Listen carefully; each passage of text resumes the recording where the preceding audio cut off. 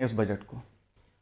मैं माननीय प्रधानमंत्री श्री नरेंद्र मोदी जी का और माननीय वित्त मंत्री श्रीमती निर्मला सीतारमण जी का धन्यवाद करता हूं कि रेलवे के लिए रिकॉर्ड इन्वेस्टमेंट की इस बजट में एलोकेशन किया गया है। 1,37,000 करोड़ का कैपिटल इन्वेस्टमेंट बजट में घोषित किया गया है। Passenger experience, stations, trains, safety के लिए कवच, छोटे व्यापारियों के लिए, छोटे उद्यमियों के लिए, छोटे किसानों के लिए एक नया तरह का प्रोडक्ट, पोस्ट और रेलवे का इंटीग्रेशन, ये सारी बातें ऐसी हैं जो कि जन जन को छूने वाली है और जन जन के जीवन में एक नया बदलाव लाने वाली है। जी, ये कवच जो स्कीम है, कवच योजना जो है, इससे क्या तात्पर्य है? कवच एक टेक्नोलॉजी है जो कि ट्रेन्स की सेफ्टी के लिए काम आती है। कैसे कि कवच, जैसे मान लीजिए एक ट्रेन है, इस ट्रेन के चारों तरफ एक रेडियो वेव्स का एनवेलप बन जाता है। जी। एक ट्रेन अगर पीछे से दूसरी ट्रेन अगर आ रही होती है तो ऑटोमेटिकली सेफ डिस्टेंस पे रुक जाएंगी। और कवच भारत में डेवलप किया गया है।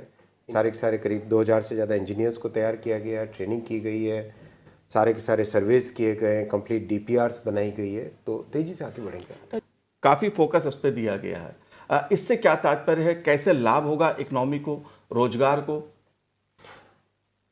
मोदी जी का खासा जोर इस पे रखा है कि आईटी सेक्टर जो है वो काफ़ी लोगों को रोजगार देने वाला है, देश की इकोनॉमी को बदलने वाला है। उस दृष्टि से अगर मैं बात करूं तो इस बजट में आप क्या देखते हैं, क्या मिला आपको?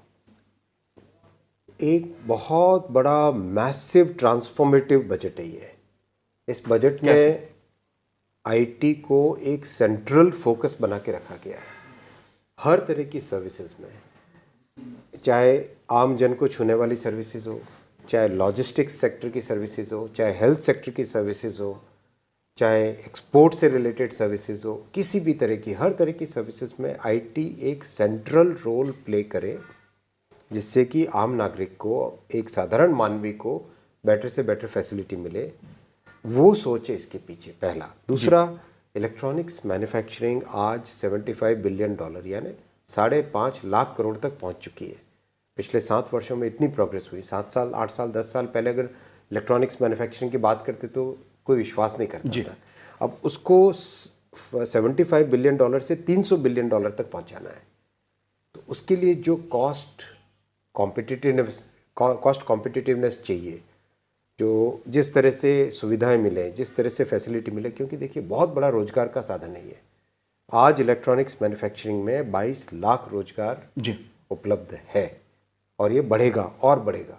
तो इसी दृष्टिकोण से एक मल्टी डायमेंशनल अप्रोच ली गई है इलेक्ट्रॉनिक्स और आईटी के लिए। जी, अगर वो जो ऐसे गांव इतने नेचर के साथ जुड़े हुए, इतने सुंदर तरीके से, एक अच्छा स्वच्छ वातावरण, उनकी दुनिया में प्रसिद्धि हो, जिससे कि टूरिस्ट आए, वहाँ पे रह सकें, रोजगार बढ़े, लोगों की इनकम बढ़े। तो ये एक परिकल्पना है कि हमारे पहाड़ी क्षेत्रों में, उत्तरांचल हो गया, हिमाचल हो गया, जम्मू कश्मीर हो गया, नॉर्थ ईस्ट हो गया, कंप्लीट पहाड़ी क्षेत्रों में ज़्यादा से ज़्यादा कनेक्टिविटी की फैसिलिटी मिले और उसके साथ ही साथ जुड़े रोजगार।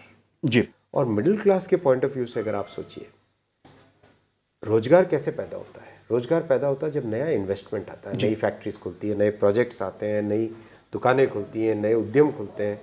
तो 7.5 लाख करोड़ का जो कैपिटल इन्वेस्टमेंट इस बजट में घोषणा की गई, अभूतपूर्व है। कभी सोचा नहीं गया इस तरह के नंबर का। लोग सोचते थे कि 50,000 करोड़, 1 लाख करोड़, 2 लाख करोड़। पिछले बजट में 5.5 लाख करोड़ का कैपिटल इन्वेस्टमेंट और सक्सेसफुली आगे प्रोग्रेस कर रहा है। इस साल 7.5 लाख करोड़ का कैपिटल इन्वेस्टमेंट।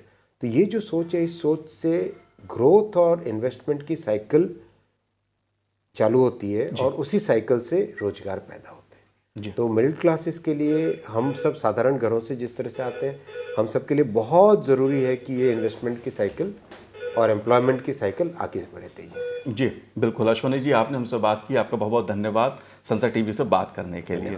तो ये थे अश्वनी वैष्णव।